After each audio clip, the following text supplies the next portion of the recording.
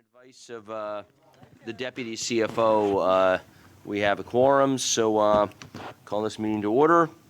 We're not going to say the Pledge of Allegiance, unlike my town planning board, so we'll just jump to public speakers then. All right, good afternoon, everyone. We have one public speaker in person, Jason Anthony.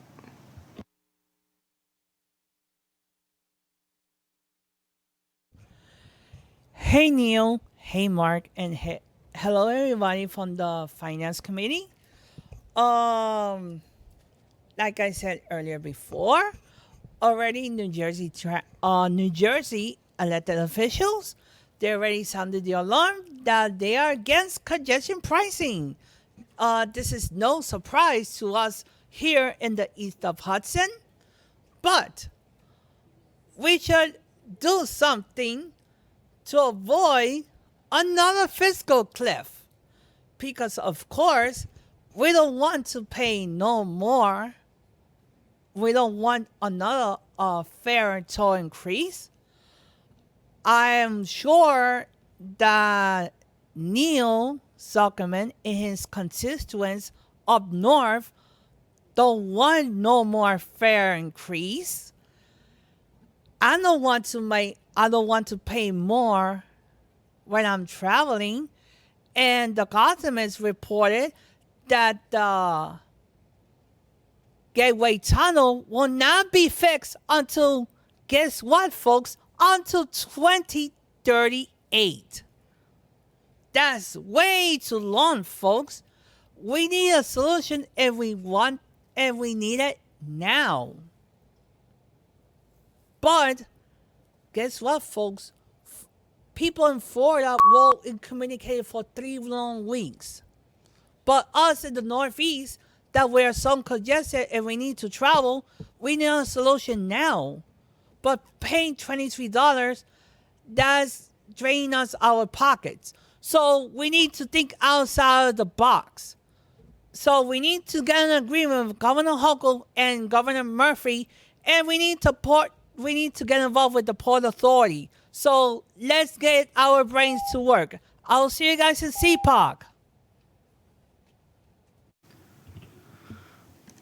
Mark, is that the end of That concludes the speakers. Okay, great. Thank you. Generally, we don't respond to individual comments, but I think it's worthwhile, since one of my colleagues mentioned this earlier, just for the purposes of repetition, just so everyone I know this board understands this, but for the public, I know there's obviously many members of the public here in attendance in the back, but maybe they're in the digital land.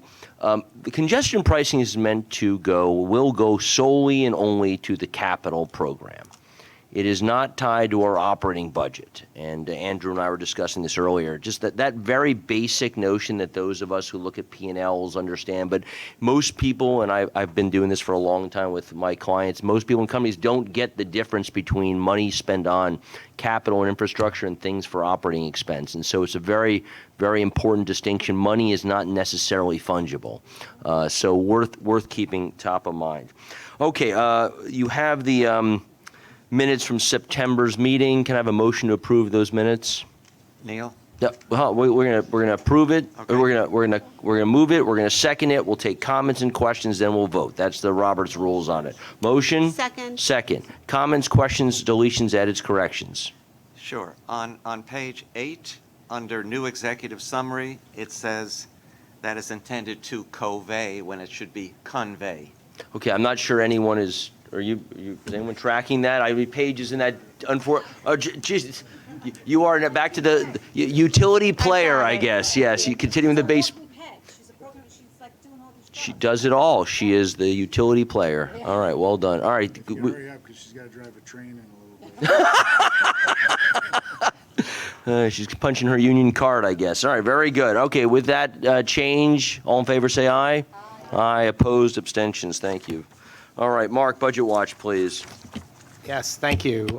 Committee members, you should have received Budget Watch distributed today. It's also was in the exhibit book and on mta.info. The results that I will review with you today are results, operating results through the end of September. And also we have information on subsidies through October. So if you look at the top of Budget Watch, that table, which is a nice snapshot of the big picture, again, you see that we're comparing our results versus the mid-year forecast. And it shows that as of the end of that month of September, we had a operating surplus of $675 million. And all four of those categories were showing positive, favorable results. The primary drivers of what you're seeing were operating expenses, which were $400 million favorable versus the forecast. Subsidy receipts, $137 million above the forecast. In addition, operating revenues were above the forecast by $67 million, and debt service, $71 million. So let me just briefly speak to some of those numbers in detail, in a little greater detail. And starting with fare box and toll revenue, I usually start with that. And remember, what we're doing now is we're comparing against the mid-year forecast, which reflected the revised McKinsey projections for ridership for the year. So during the month of September alone, fare box revenue was $39 million better than the forecast. And year-to-date, through the end of that month, the third quarter, it was $136 million favorable. It's important to point out that the vast majority of that favorable result is due to higher average fares per passenger rather than pure ridership, and that's particularly true at New York City Transit. Toll revenues continue to be strong, and through the end of September, they were $7 million better than the forecast. On the expense side of the house, I mentioned that we were $400 million favorable to the forecast. 77 million of that was related to labor-related expenses. On the positive side, we had payroll savings related to vacancies that exist, budgeted vacancies that exist in the budget. And that was partially offset by overtime expenses, which have exceeded budget by about 176 million, which was primarily related to, again, vacancy absentee coverage at New York City Transit. I mentioned earlier, non-labor expenses were also significantly favorable, mostly due to timing of payments, and we continue to monitor that as the year goes on. Regarding subsidies, through October, the subsidies were $108 million favorable. The primary driver of that is real estate transaction taxes, which continue to show strength. They actually were $123 million favorable. All of the other types of subsidies were relatively close to forecast, with a net decline of several $billion. We continue to monitor all these results as we proceed through the year and as we develop the November financial plan. I'm happy to take any questions you might have. Andrew. Is the reason for the higher average cost on transit, the fares that are higher, is that because people are not traveling weeklies and monthlies, but buying a per-trip ticket, basically, or fare? Correct. So the budget assumes a pre-pandemic mix of market share, and certainly that's something that the CFO has asked us to look at in terms of the November plan and potentially updating that. Thank you. Mark, what's a budgeted vacancy? So at the beginning of the year, when the MTA board approves a budget, Right. it approves each agency and its departments with certain budgeted levels authorized to fill. Headcount, right. And typically, if a position is not filled for a variety of reasons, could be attrition or a hiring plan, that's what a budgeted vacancy would be.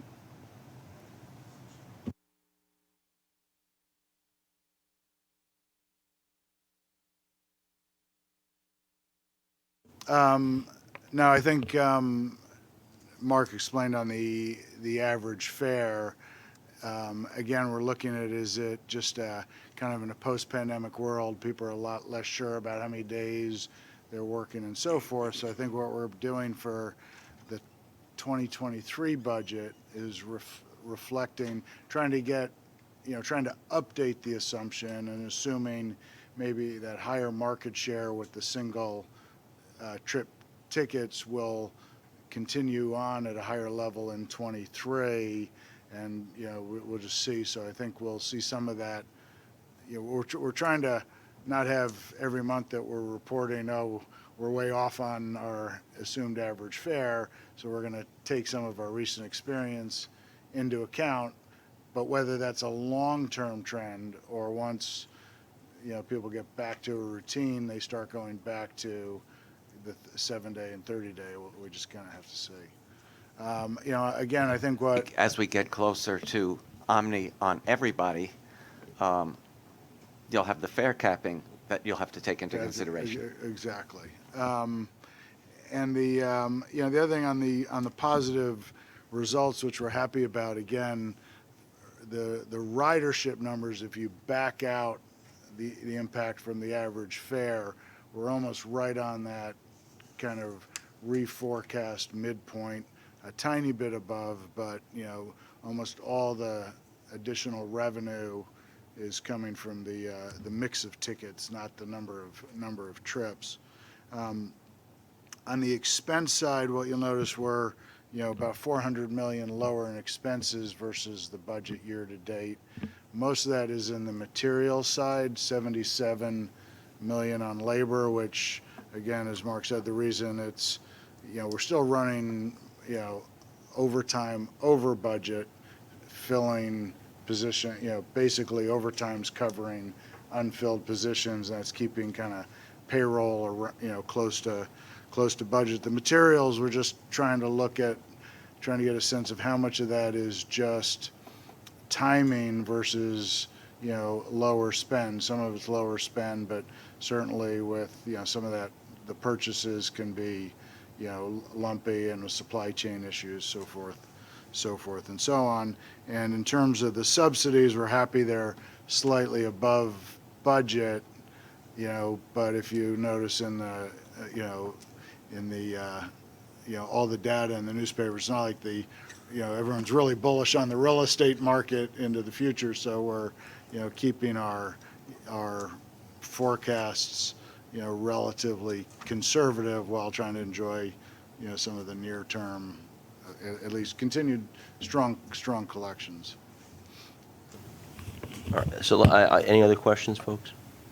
Let me just make one comment and then one question. So I think it's great that you made the point about overtime. I think we simplistically look at it being up and say that's bad, but the sense that we don't have to hire additional people when we use it, and if we're even Steven on the cost of it, then one actually may be better at a lower number of humans staff. Question on the PMT, payroll mobility tax. So it's down 14% in the month. So could you just give some insight about whether that's a leading indicator of anything that we should be thinking about? We talk a lot about real estate as being but maybe remind us the driver of that tax, and then what your thoughts are in that direction. We think it's just a timing issue. I mean, clearly if overall payrolls and things like Wall Street bonuses come down, that'll have an impact. Looking at the month to month, and since a lot of the collections are very similar to withholding, so a good amount of the payroll tax comes in like clockwork, but there's also a good portion that are either sole proprietors filing or other quarterly filings that you just kind of don't know whether kind of month to month. So we didn't see it as a trend, but kind of got to see a few more months to see how it plays out. Mark, anything else? Pat, over to you. Thank you. Good afternoon. Finance Watch appears on page 19 of the committee book. Today we have one refunding transaction, 2 letters of credit being extended, 1 remarketing, and 1 fuel hedge to report. So starting with the refunding, this will be a payroll mobility tax issue. This is scheduled to close in November next month. We'll use the payroll mobility tax fund credit to refund 3 subseries of transportation revenue bonds that are term rate bonds issued as floating rate notes or FRNs, and to retire an outstanding transportation revenue bond anticipation note of $200 million. And these all mature on November 15th. The refunding really is a tool for our debt portfolio management, as these bonds, these TRB bonds, were due for remarketing next month. So this is our plan of finance to deal with them. In addition to that, we have 2 letters of credit amounting to just under $130 million for continued remarketing of existing variable rate bonds with PNC Bank National Association. We'll extend that agreement with PNC Bank for 3 years. The one remarketing transaction scheduled to close also next month is $145 million for continued remarketing of transportation variable rate bonds, subseries 05D2 and 2012 G4. So both of these series of bonds will be supported by a bank letter of credit from BMO. Harris Bank and they'll be the liquidity provider to provide letters of credit for both of those subseries. And then lastly, September fuel hedge was laid on, and that came 2.8 million gallons of ULSD at a cost of $2.68 per gallon. That was executed just at the end of September. That completes Finance Watch. I'm happy to take any questions on what I reported. Questions? All right, hearing none, I'm going to read the list of information items that are in your book that you can ask all kinds of questions on. So we've got the unchanged budget and financial plan that was presented in July, just for your reference and for the public's reference. Obviously, there'll be a chance when we see the November plan later on. Second is the draft of the MTA financial statement for the second quarter of 2022. And the third is the annual review of our derivative portfolio. Okay, page 31 to 36 for those of you who like to play the derivatives market. Any questions on those 3 information items? Going once? Okay, Kavesh, procurements, please. Good afternoon. For Finance Committee approval this month are 3 action items for MTA headquarters totaling $76.8 million. The first action is a modification to a consulting services contract for New York City Transit's new fare payment system, or Omni as we know it, with CH2M Hill, New York Incorporated, adding a 3-year extension from November 22 to October 25, and additional funding in the amount of $13,482,000. During this extension period, CH2M and its subcontractors will perform new fare payment and Omni support activities, including program management and oversight and consulting support for the additional field installations, the system design reviews, rollout and testing, integration for Long Island Railroad and Metro North Railroad systems, together with fare policy and analysis. I submit this item for your approval. Any comments on the Omni consulting? Please, Lisa. It was more of a clarification request than you said it so quickly. Can you just tell me, because that's a $40 million you said for the consulting?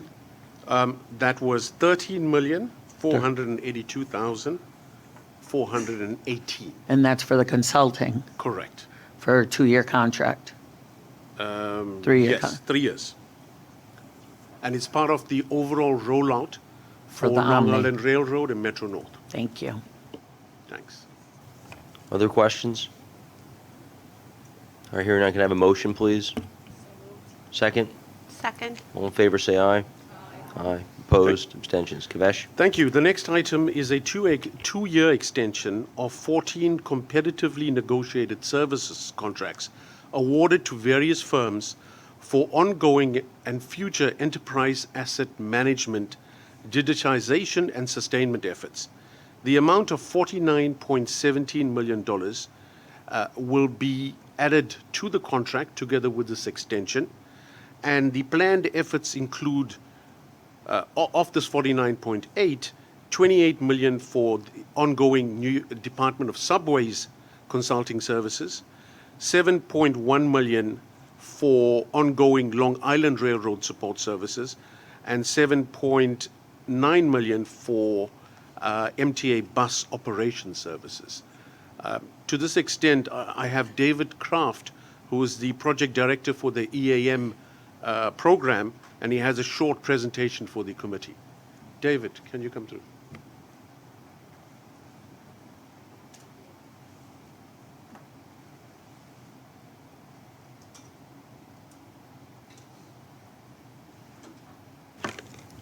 Hi, everyone.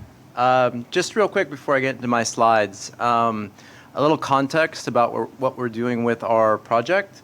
So imagine a track worker out there doing an inspection on the tracks. Previous to what we were doing with our program, they're out there with a clipboard, piece of paper, butcher book in their back pocket, taking notes. There's a crack in the track at this station. There's something loose on the tracks that they need to take care of, has a maintenance activity. Previous to what we were doing with this program, that was literally written down on a piece of paper, brought back, put into boxes in an office somewhere, those pieces of information compiled, and then we would go about on a monthly effort to try to figure out how we would review those activities and react to them. What we're trying to do with the program is get all that information digitalized in a system up front while the workers are out there with using iPhones, iPads, those types of things, so that those types of analyses can be done instantly and we can react better to getting out to fix these issues as they come up. So just kind of keep that scenario in mind as I go through these slides, and that'll explain the rest of what Kuvesh presented with what we're trying to do with the contract extension. So what we've been doing for the last couple years is we've been working on the digitalization piece.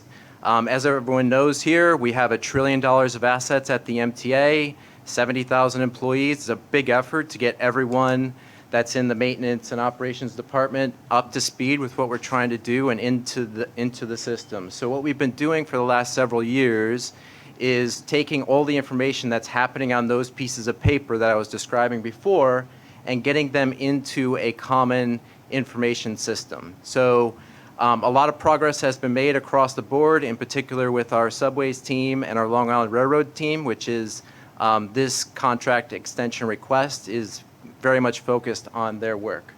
In addition to that, just because the information is starting to be digitalized, we need to make sure that those efforts don't go to waste going forward. So what we want to make sure we do with the program is make sure the investment we've made to date is sustainable and can be continuously improved going forward. So if you think back to where we started from several years ago, we were using essentially technology that was used in the 1970s, 1980s. So we want to make sure that as we get up to speed in the 2000s here, 2022 as we sit today, that we are able to take that investment, continuously improve it over time so we don't slide back behind the times. Things like artificial intelligence, sensors, more real-time information. We need to start thinking about those things. We're not there yet, but we need to start setting the foundation to be able to do that. So we're at that point where we're able to get caught up with the work we've done to date. What I've highlighted here on this slide is really the analytics piece, which I think is the most important part of, and kind of from my perspective, the exciting part of where we're at with the program. Now that we have a good chunk of data into the system, we want to start using that data to start making better decisions on a day-to-day basis. And what does that mean? It really means supporting what we're trying to do with the chair's initiatives, the strategic objectives of the organization, helping deliver better service. So understanding if we can reduce failures, we can deliver better service to our customers. And it's helping appeal for the customer. So as you think about failures on elevators, escalators, when they're not working, we can't get people on those assets that need to use them. So we need to reduce the number of errors that are happening on those assets to have better appeal for our customers. And then finally help the financial stability of the organization. So we've been working with the finance teams to understand how we can help support what the organization is going through financially, and we can help by providing that data across the board with other functions at the MTA to help tackle what we have coming up in a couple years from now. The last piece on there, which I didn't mention, and we are very much working with our partners in C&D. When you think what we're trying to do with the program, we're very focused on the maintenance and operations piece, but there is a back half of that life cycle when you think of an asset, when it's put into place, it's used, maintained, operated. Large replacements happen through our C&D team, and we're working with them to make sure we provide them information they need to build a capital plan. And on the back end, when they're done delivering the new projects, we can take that information into that system so that we have the most up-to-date information. Think of things like warranties, so that we know if we can get parts replaced without having to pay for them, those kinds of things. So a few examples of progress to date. This is a view of a mobile device that's being used in the field and some dashboards that we can do with that. We have visualization of track geometry that we have in Metro North. A similar thing, a visualization of asset conditions within subways. This means nothing to me, but it means a lot to a track engineer. This is our track engineering software. With this, we can really understand where things are happening with our track assets. And once they hit certain thresholds that are above what we would like to maintain, they can automatically push into the system so that we get a worker out there to inspect or actually do work on it. And just a few statistics. We have about 69% of the folks that we think need to be in the system in as of now. About 67% of the people using mobile devices are using them today. Almost 4 million inspections, 1.2 assets registered, number of work orders in the whole system. So that's above and beyond the inspections, the whole work orders in the system. That's up to 6.7 million. And it continues to grow on a daily basis. So we really feel like the investments we've made to date have really made a difference. If you look at, I know that maybe the picture's a little hard to see, but the visual at the top is literally a joint switch inspection. Used to happen on carbon copy paper. The white one would go here, the yellow one would go over there, several different places. That's now been digitalized. You can see that on the mobile device to the right there. You can see the various papers that on the bottom that we had in the past. Those literally used to all had to be collated together for people to get needed information out of those documents. What we can do today is we can pull up dashboards so managers can see what is out there in the field and react to it faster. We can have visualizations that I was talking about before. Everybody can relate to a map, so it's really easy to determine where your where you need to service areas. And then we have dashboards to show how we're in compliance with inspections that should have happened on a monthly, quarterly, yearly basis or not. And we can get those instantly at our fingertips so we can react to those that aren't happening. Next steps for the program, much like Kavesh described, we continue the digitalization of subways and Long Island Railroad and the other agencies. And we want to start to enhance our data analytics to help support our operational analytics.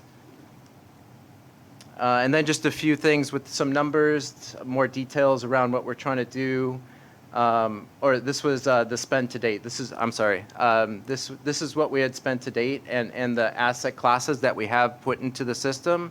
So you can see there's a wide variety of asset classes across the board that this contract has already supported, and we want to continue to grow that over time.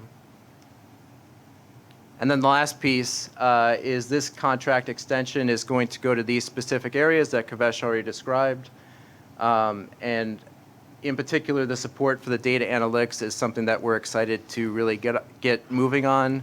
But the reality is the vast majority of this money is to continue that digitalization to get most of our $1 trillion of assets into this system. And then the last piece is a capital and operating breakdown. These are all parts of what we have in the budget. Everything in here is part of the plan already, with the exception of the capital funding for bus, and we're working with our C&D partners to identify where we can get support for that. That's all I have. Any questions? Thank you, David. Let's start to my left. I'm sorry if I missed it. Do you have lease agreements to the software, or is this a bespoke that we own the software outright? We own the software. Good, thank you. Blanca, please. Thank you, Mr. Chair. Quick question, and maybe I missed it as well. On your spend-to-date chart, I did not see Metro North. Correct. Can you just clarify?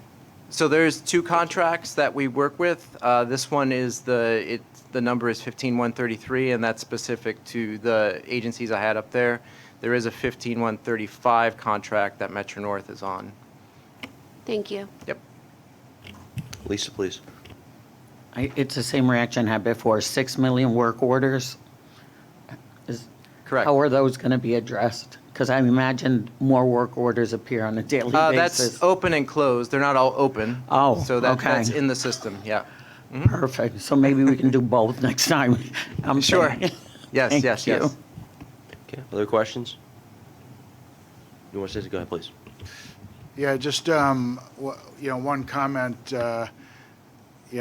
and David talked a little bit about fiscal stability or whatever. And so part of this is really, this data is really important for us to look at all our maintenance practices, which we're looking at now, and how can we do things, at a lower cost and bring down some of our expense budget. And so with the work that we're doing internally, you really do need the data to make good decisions about, is this maintenance cycle any better than this one, or can we go to, something that's lower cost, or where's the risk in the system relative? So if you don't have all this stuff digitized and you can't analyze the data, then you're just trying to make decisions based on, folklore and everything else like that. So it's which usually is not, you don't really get good input on it. So the data is really important and kind of driving,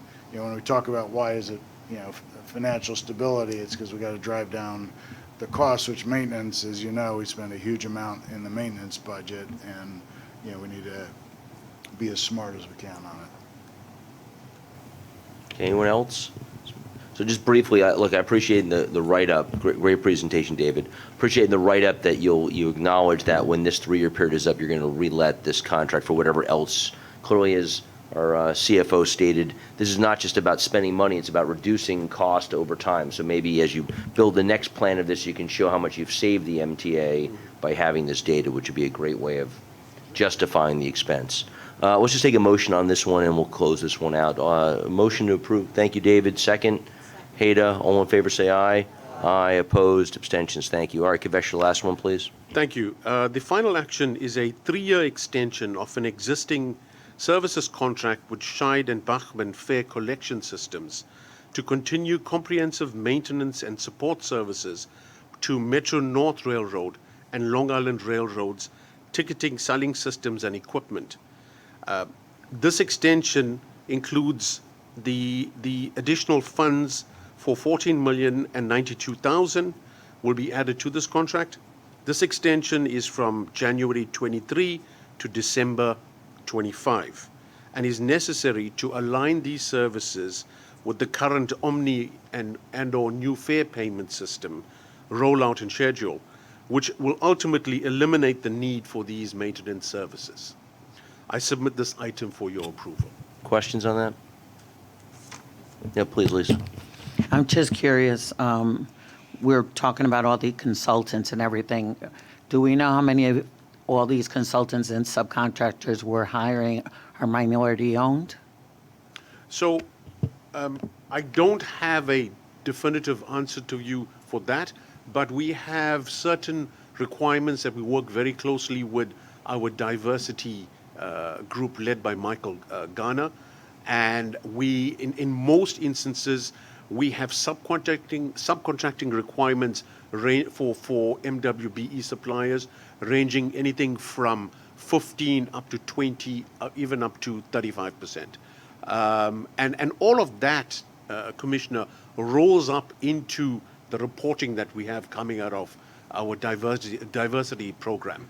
And it was reported, I think, last month that in terms of that target, we have exceeded the target of 30% and are close to 31.5% annually, and the authority is being reported as the leading authority in that respect.